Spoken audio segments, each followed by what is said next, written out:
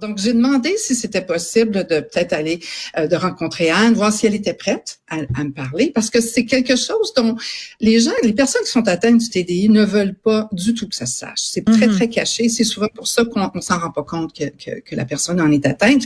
Mais elle était prête à en parler. Elle était prête à partager son histoire. Donc, on a commencé par se parler au téléphone. Et déjà, dès la première fois, j'étais complètement renversée, bouleversée par ce que j'entendais, par ce qu'elle avait vécu, comment elle m'expliquait justement comment le TDI est créé.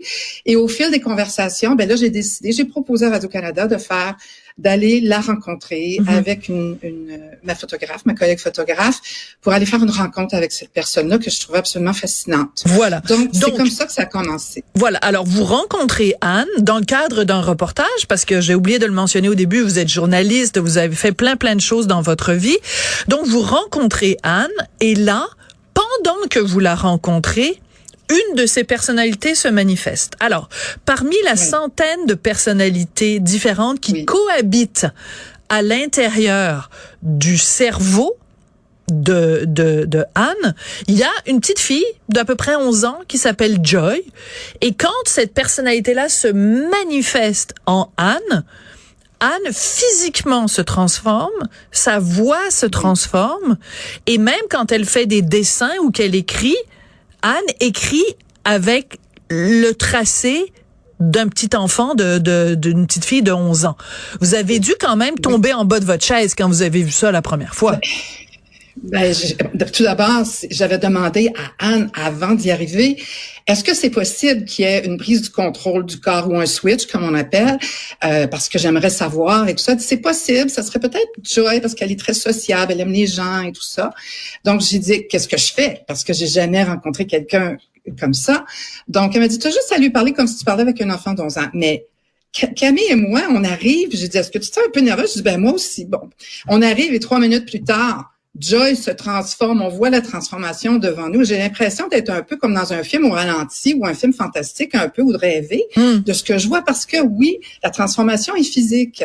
La pupille de l'œil change, la posture du corps. Il y a même des fois que le placement, il y a des personnalités, des identités qui peuvent être gauchères, d'autres droitières. Et ça, c'est tellement impressionnant, Madame Durocher, parce que c'est la capacité du cerveau de protéger, de sauver, de protéger la personne qui vit des traumatismes. Donc, Anne n'est pas née avec le trouble dissociatif de l'identité. Ça a été créé pour un mécanisme de protection pour de la survie, parce qu'elle a subi de nombreux traumatisme quand elle était enfant. Alors, c'est ça qui l'a sauvé. Voilà. Alors, vous ne rentrez pas dans le livre trop en détail, mais quand même, on en sait suffisamment. On sait ce qu'on a besoin de savoir pour respecter quand même l'intimité de Anne. Ce qu'on comprend, c'est qu'à partir de 2 ans jusqu'à l'adolescence, elle a été abusée sexuellement sur une base presque quotidienne par un individu, puis par la suite par plusieurs individus. Donc, on peut très bien comprendre, si on a un petit peu des connaissances en psychologie, que le cerveau humain n'est pas fait pour subir ne serait-ce qu'un seul abus sexuel, mais en plus à un si jeune âge, et en plus à répétition, et en plus impliquant plusieurs individus. Donc, ce qu'on comprend en lisant votre livre, Madame Polony, c'est que n'eût été de ces différentes personnalités qu'elle s'est créées, Anne n'aurait pas pu survivre à ces abus-là. Non. Parce qu'il faut comprendre une chose, c'est que lorsque l'enfant est abusé, ça peut souvent être malheureusement un membre de la famille ou un membre proche de la famille. On sait que ça se fait encore aujourd'hui. On en entend parler encore aujourd'hui. L'enfant a besoin est dépendant de ses parents.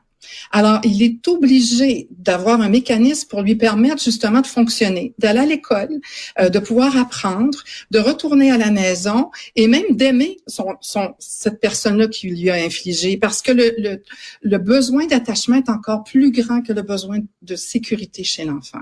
Donc, c'est ça qui est très difficile, qui est dur, qui fait mal, parce que ces enfants-là, en plus, n'ont pas les mots, souvent quand ils sont jeunes, pour pouvoir mettre des mots et dire qu'est-ce qui se passe.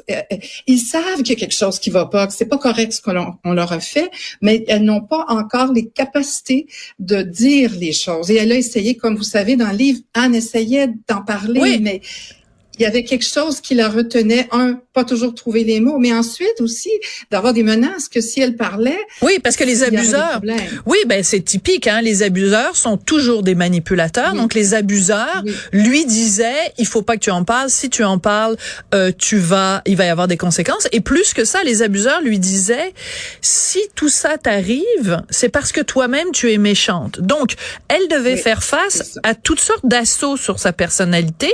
Premièrement, être agressée. Deuxièmement, se faire dire qu'elle était vilaine.